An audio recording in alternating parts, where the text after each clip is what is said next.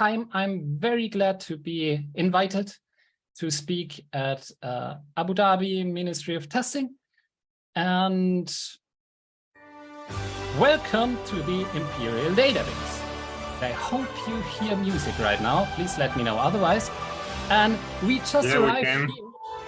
And our new job is to improve the quality of one of the applications, the Death Star user registry. And if you watched the teaser for my talk, you will probably know this guy here. That's Darth Aura, Sith Lord in charge of the Imperial database. And he's also the one who sent me here. And maybe you expected some shiny new tech here, but the Galactic Empire uses a big relational database, which is ancient technology. So let's get this setting straight. Seriously, relational databases have been around since 1970 and will very likely be around for a couple more decades. So who am I? My name is Samuel, also called Pessi. I am not a tester, but just a developer, so you might probably all know a lot more about testing than me. But I do love software quality and automated testing. And I love these things no matter if I'm working with Java, JavaScript, or deeply in the database. Currently, I work as a software developer at Smenso, but soon I will be a quality engineering consultant at Quality Minds. And most importantly, I love to tell stories.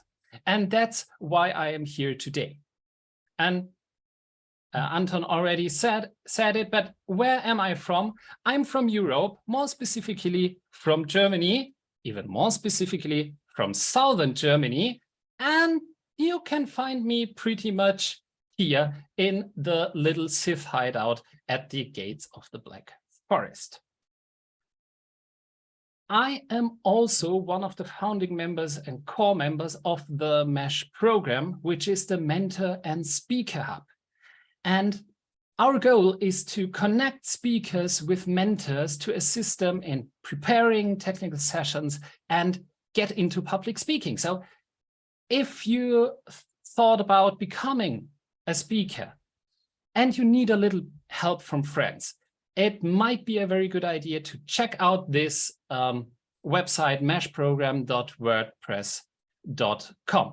And as we just heard, Ministry of Testing Abu Dhabi would also very much love to hear your story. And we, on the other hand, are there to help you getting started. Before I now really start, let me give you a bit of definitions and information. Because when I say test in this talk, I always mean some kind of automated check. And I know that testing is a lot more than that, but in this talk, I will stick to this very, very narrow definition. And in this talk, I also want to give an overview over a couple of different topics, so we cannot deep dive into specific examples and code, at least not that much. But since you might want to try out the stuff we talk about, I created detailed examples and recipes for all the topics I mentioned, and you can find them on my website via developersam.de/test_impdb, which is Imperial database. Let's get started with taking a look at what we're up to. The application we're responsible for is a common form and table-based website. Not the most pretty one, but the Empire doesn't want their employees to be distracted too much anyway. And the first questions that we should answer are, where, at which level do we want to test, and what should and can we test? And when we look at such websites, they are often built in this way, and we have a couple of possibilities where we could test. We can, of course, test the in and output of the UI directly via end-to-end or UI tests. And this might even be a good idea to verify that the whole application is running and working. But it is also very, very costly. We have to deal with a lot of challenges like session handling, login mechanism, etc. And we also have so many dependencies in play that a failing test can have a myriad of reasons. So our signal versus voice ratio, signal versus noise ratio, that is probably very poor. And another option we can use is to use tests that target the API level, which already means less dependencies. And this approach will very likely use a database abstraction layer and provides familiar programming languages and tools. It's also, from my experience, the most common approach. We have, however, still a couple of dependencies like running a web or application server. And we also still might have to deal with challenges like authentication, and especially the setup and tear down of test data can be pretty complicated. What we could also do is test directly at the database. We got no dependencies here besides the database, and we have no interference of an abstraction layer and can remove a lot of noise. And especially the data setup and tear down is very easy in the database. Of course, there are downsides too, but most of them are, in my opinion, due to a lack of familiarity and knowledge with the necessary tools. And this is an important point. Testing in the database embraces the idea of business logic in the database, something that is often frowned upon by developers. But maybe we will discuss that a bit later. And I don't say or suggest that we should only test at the database level. Each level has its purpose and benefits. But what I suggest is to at least test at the database level. And that's exactly what we're going to do now.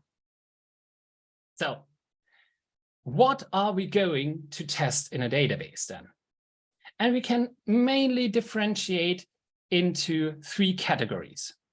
We can test for the general availability of the database and the objects in it. We can test specific functionality that is built into the database. And probably most importantly, we can test for the validity of our data. Let's start with the most important or most basic thing, connecting to the database. What we need is any kind of tool that is able to connect to our target database. And for this kind of checks, we get the most benefit from targeting the production database. And this can really be done with any tool, programming language, or testing framework that has a database adapter. You can find a working example in Node.js and Mocha on my website. And of course, there are also general monitoring tools like Nagios, or even vendor-specific ones like Redgate, SQL Monitor. And all of these tools can do availability checks. Each of these approaches will give us some confidence that the database is generally available. Once we are connected, we can also run a number of high-level checks about objects inside the database. For example, we can check if there are any invalid objects in the database, or if the users and schemas we need exist, or if the tables of views that we have and need have the correct columns. And I think these are some pretty helpful tests. But how exactly do we do that? One great thing about all relational databases is that they are completely inspectable by SQL. You can get all the information about database structure, object users, even rights and roles by querying for it. SQL is your friend, And if you only remember one single statement from this whole presentation, let it be that one. And here's one example for such a high-level check for an Oracle database. This is a bit of SQL, and it will return all the objects like views, procedures, triggers that are not valid.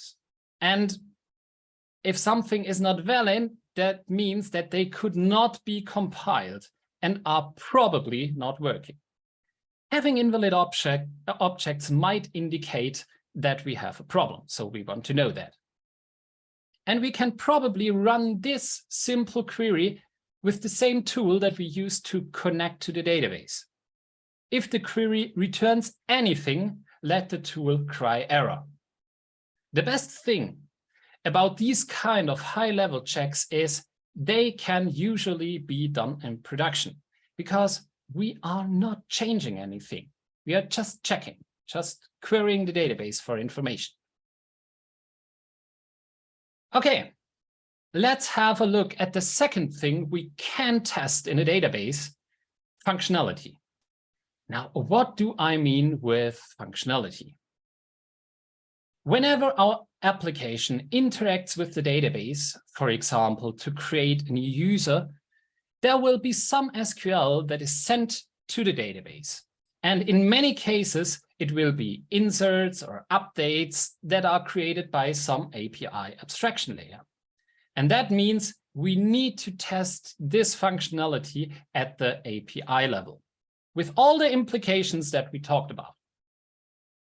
Some functionality, however, might be built into the database. And in our case, we have a database view that contains all the users of the dark side.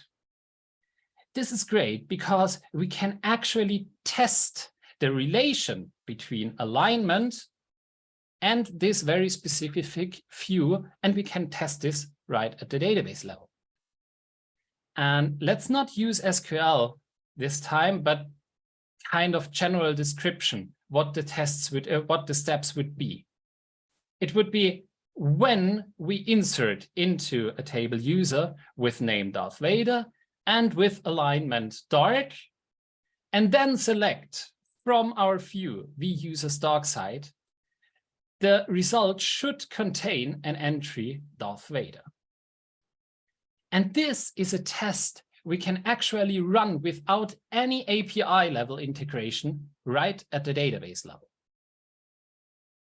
And since we are now only at the database level, we can leverage one of its features to help us with the test data setup and cleanup. Transactions. We set up our data, verify the content of our view under test, and then, just like that, roll back as if nothing ever happened. That's pretty cool, isn't it? And you might be surprised, but there are dedicated testing frameworks that embrace this kind of tests directly in the database. UTPL SQL, for example, is a full-blown RSpec testing framework that operates directly in an Oracle database. Test suites and tests automatically create a transaction save point, run the test, and then roll back any changes after the test is done. Now, let's pause for a moment here. What if we had more of this functionality right in the database? What if our database was a module we could easily test in isolation without the added dependencies of external APIs? What if we could have a robust, testable, and fast access layer to our data? What if we could have an API right at the database level? That is enough. Oh, okay. Who is this? Stop this madness, or I will tear out your intestines. Okay. You don't sound very intimidating. Who are you? I am Sith Lord Darth Alpaca A3LPC, and I'm your overseer. Well, you don't look very intimidating either. Shut your mouth. I'm here to assure that you are doing what you're supposed to do, and not to fantasize about some crazy ideas. Who in their right mind would think about business logic in the database? Databases are stupid, boring, full of dependencies, and you cannot change or unit test them. Sorry, but that's not true. You are forced, paid, to make sure this particular part of the Death Star database works. So whoosh, do your quality improvement magic. I will oversee it. Well, okay, you pulled me off my stride, sorry. You were talking about 3 ways to test the database. So far, I only heard about 2, and they were not very convincing. Okay, I see. Well, then let's have a look at the actual data in this database. Because the purpose of a database is to hold data. So the most important thing to test is probably the actual data validity. Let's have a look. What do we have here? Okay, this is challenging. My Lord Sith A3LPC, sir. What is it? What is this? The Death Star user data of our Imperial database. How do I put this? This is not very well structured. It is schemaless. Well, looks more like clueless to me. Careful, young developer. But you see the problem, don't you? For example, here. I see that you have a problem. But I really thought we were in this together. Can you fix it? Yes, I think I can. So? Okay, give me a moment. Step 1 of fixing this problem is to identify. And we need to find all the problematic rows in our data table, which means all the rows that have the same name. There should really be only one Darth Vader in the users table. The dark load is pretty unique after all. So how could we find these rows? Maybe you already expected that. Of course, we can use SQL. And here it is. And if you and SQL meet regularly, maybe you can become friends at some point. So what do we do here? We select a name and also the count from the table Death Star users, group by the name, and only return the results that have a count greater than 1. And this will return the following result: Darth Vader with a count of 2. It's not that complicated, right? Even an alpaca could do that. Yeah. But if you remember, we have had 3 problematic rows, but the 3rd Darth Vader has a different case. So let's tell the database to ignore the case by transforming everything to lowercase first. And since we're grouping by the name, we also need to add the lower function to the group by clause. And now we get the full count of 3. To now get all the problematic rows, we can use this result as kind of parameter. So we don't need the count anymore, and but we just need the lowercase name. And now we can put another select statement around this one, and this will only return the rows that have a lowercase name, which has a grouped sum greater than 1. So what we will get is this result.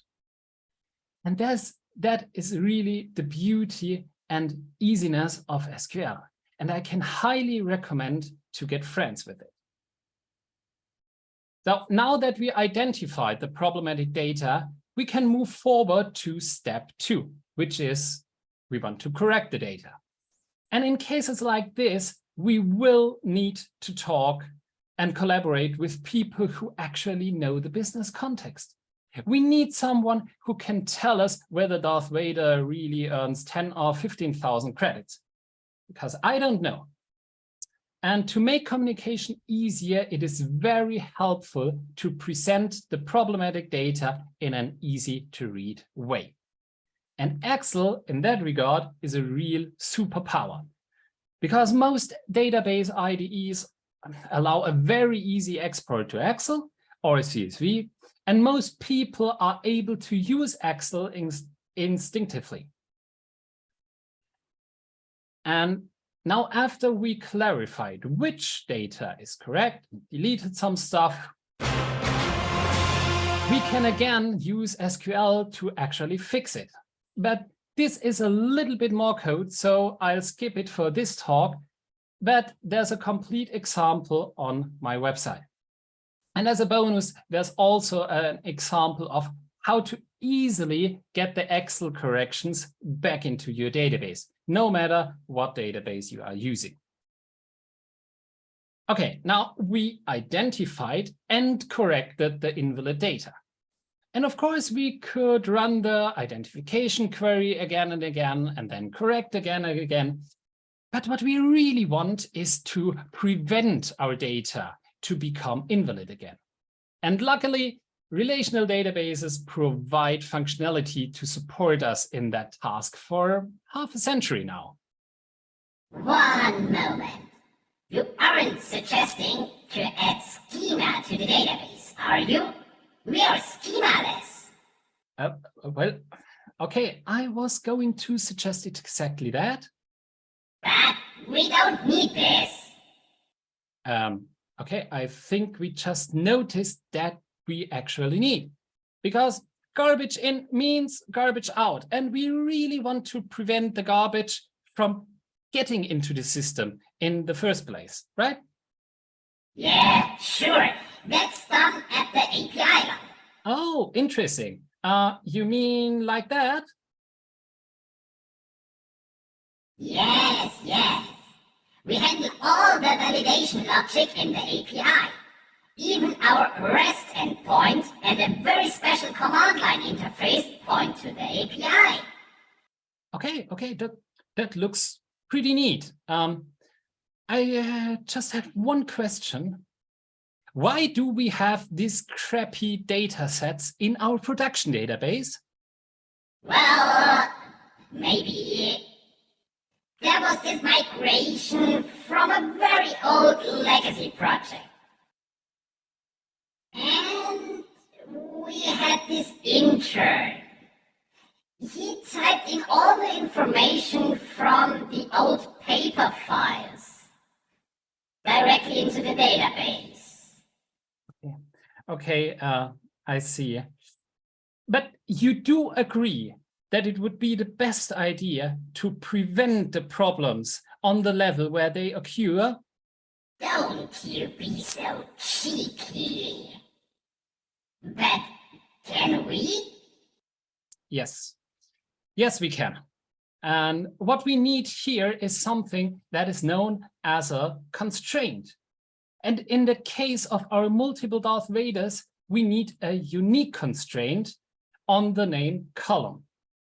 And if we add such a constraint to the database table, an error will be thrown when we try to enter the same name twice, always.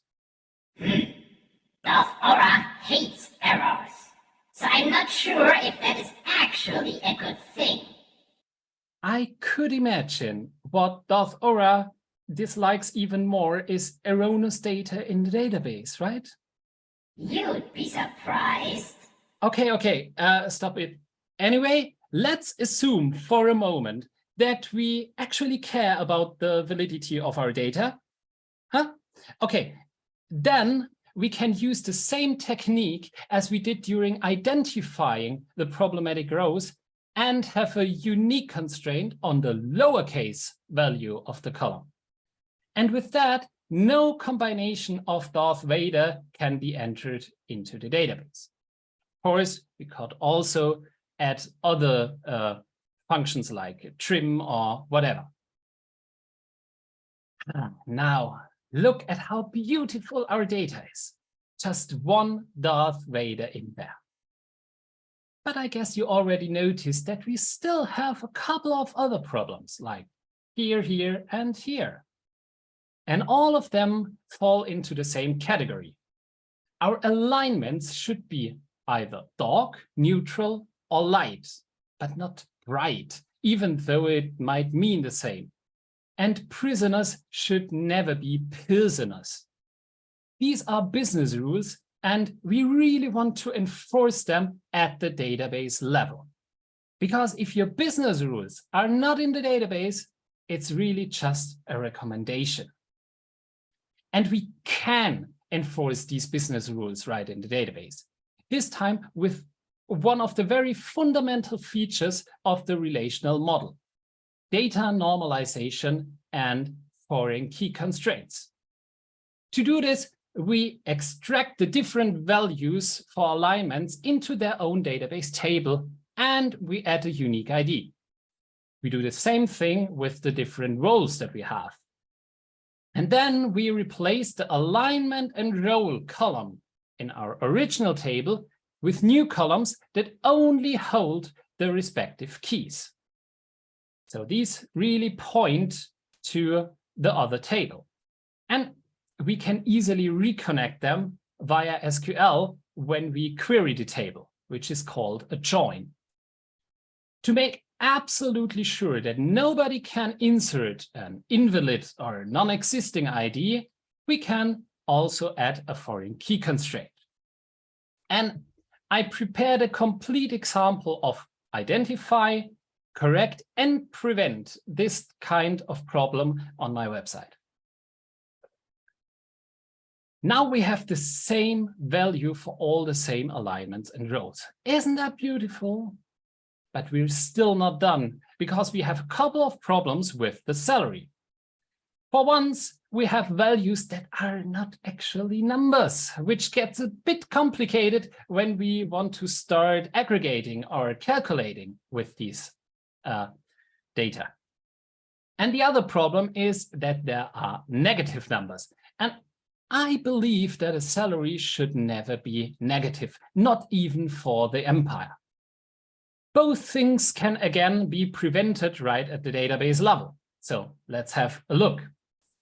And at the moment, all our fields seem to be strings, which might come in very handy at development time because we don't need to care about data types. But when we want to calculate, we really need these fields to be numbers. And all relational databases allow to enforce that. And some databases would even allow us to define salary as an unsigned, but therefore, and therefore always positive number. But even if our database doesn't allow that and doesn't have that data type, we can have another very powerful tool, which is called the check constraint. And with that, we can tell the database that first, okay, this value has to be a number. And second, this value needs to be greater or equal to 0. Again, we can identify, correct, and prevent, which will lead to a much cleaner data set now. Look at this. We have unique names, consistent information about alignment and roles, and we are even able to do salary aggregations very, very easily. And we are now in a situation where we can prevent problematic data to enter our database in the first place, which immensely improves the quality of each and every application that uses that database. We prevented a lot of potential errors from happening, and I think that's quite an achievement for today. If you want to know more about the power of database validation, there, I think, is 1 or 2 more examples available on my website. And if you happen to use an Oracle database and want to know how to create tests around these behaviors and functionalities right at the database level, you should also find a lot of information on UTPLS sql.org. Sam? Yes, my lord. Oh, I did so much today already. I'm pretty tired now. So what's up, my lord Darth Alpaca A3LPC? This doesn't look as bad as I thought it would. I will take that as a compliment. Thank you. But I have a question. Yeah, I halfway expected that you would have some questions. So go on. Can we do this in MongoDB? No!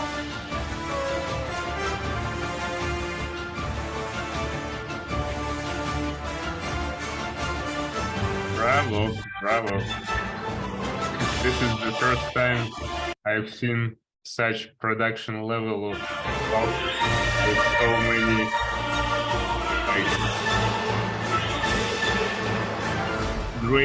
great inserts and vibes from Star Wars. Amazing. I'm impressed. Thank you very much. Yeah, thank you very much all for joining. So let me find my window. Yep. I just want to ask again the audience to put the questions in meeting chat or just ask now by unmuting yourself. And I can start with my questions till you are like preparing. The first question that comes to my mind is about high-level checks. You mentioned that it's better to put them in production database. So the question is, do you suggest to use them like inside of CI/CD pipeline, like some kind of quality gate or some kind of job that will be run by schedule, or how do you suggest it? Okay. The way we do it is we have a CI/CD pipeline that also spins up a database and everything, and we run the high-level checks there. But additionally to that, so we have a quality gate, definitely, especially with data definition, like the invalid objects stuff. That's something that we definitely have in our CI pipeline. But on top of that, because we cannot always control the target database or the customer or whatever database, we have a number of things that we continuously check, like once a night or once every hour in production. And that will then create an error message. This is more like an automated monitoring. But the nice thing is you can do this pretty easily just with SQL and a little bit around it. So if you're on an Oracle database, you can even send emails right from the database without any additional tooling necessary. Does that answer the question? Yep. Maybe you can recommend some tool that can be applied to like mainstream database for this purpose. Like MySQL. I think that Nagios is able to run queries to any database. And with that, you already have everything you need, because you can then write SQL statements that check very specific things in your production or also in your CI database. And if you don't use Nagios, you can even write your own tool very, very easily. So you will find an example of a really very simple and basic Node.js application, because I'm not a very good JavaScript developer, but I even made that. So it is not that hard. You just need something that can connect to a database and then run SQL queries. Okay, thank you very much. The second question I have is about how to correct the actual data in production. You mentioned that when you identify the problem, you want to fix it, right? Yes. But I see the challenge here that you might be in a rush and you can make things even worse. So what is your suggestion about the flow of correcting the data in production? Okay. We have one rule in our project. We don't do changes directly in production. What we do is we have an approach that uses migration files, and we have some kind of copy that is close, at least close to the production database in our local. And therefore, what we will do is we will write an SQL script that corrects the data, and that will be checked into the CI pipeline and then be applied by an automated tool. For example, Flyway or Liquibase can do that for any database.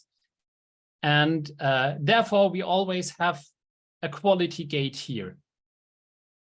And now there are some things that are so special that we need to skip, like the normal CI pipeline, or we can't reproduce it locally.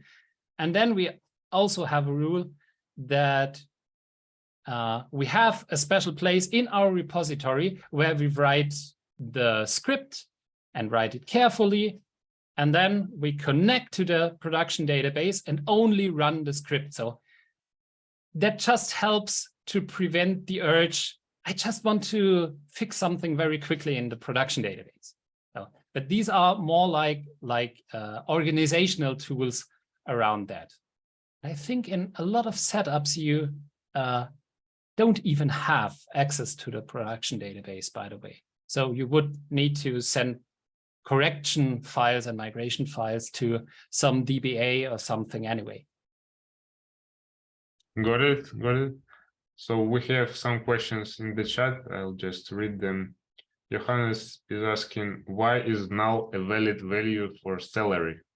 A good question. You would really like to add a not null constraint there on top.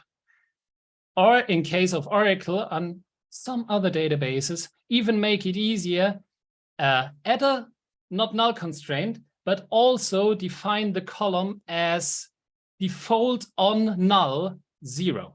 That will automatically turn whatever null comes in there into a 0.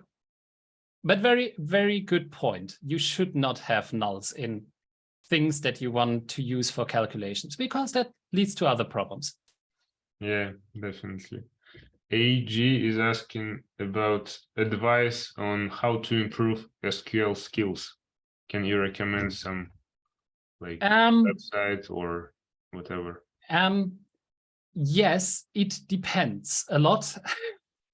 Because sadly, a lot of databases have different subsets or supersets to SQL. So the best thing to do when you want to improve your SQL skills is to choose a database vendor. It might be Oracle or Postgre or MySQL. And I'm very deep into Oracle, so I can recommend right from memory. If you are on an Oracle database and you want to improve your Oracle SQL skills, there is something that is called devgym.oracle.com. And you can log in there or create an account for free, and you can subscribe to daily quizzes. And the great thing about daily quizzes is it encourages you to spend like 5 or 10 minutes every day, and that way you will learn and increase your SQL knowledge. Sounds sweet. Thank you. So we also have questions from Kirill. He's asking, can we use triggers to validate data before we insert it into the tables? Yes, and that is a very good approach, actually. But if you can solve something with a constraint, don't use a trigger.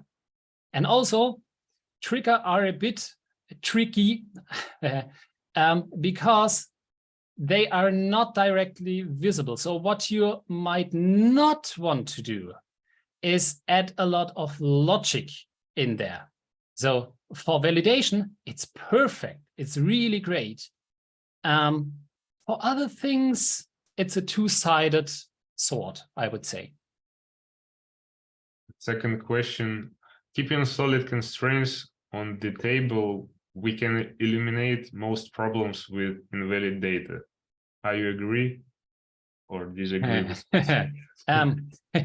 we can eliminate a lot of problems, really a lot. And there is one thing that experienced database people say: if you don't enforce your rules with constraint, you sooner or later will end up with corrupted data. So yes, it is very good practice to add constraints. Some things cannot be prevented by constraints, at least not right now and not by every database. Usually they can prevent it via triggers. And worst case, you can still go fall back to a high level check. So we have this situation where one thing relies on data of different tables, and only together in the right shape they make sense. And if not, that's really corrupted data. And we didn't find a good way to prevent it from entering, so we wrote a high level check that checks especially for this kind of case, so we can look at the root cause as soon as it happens.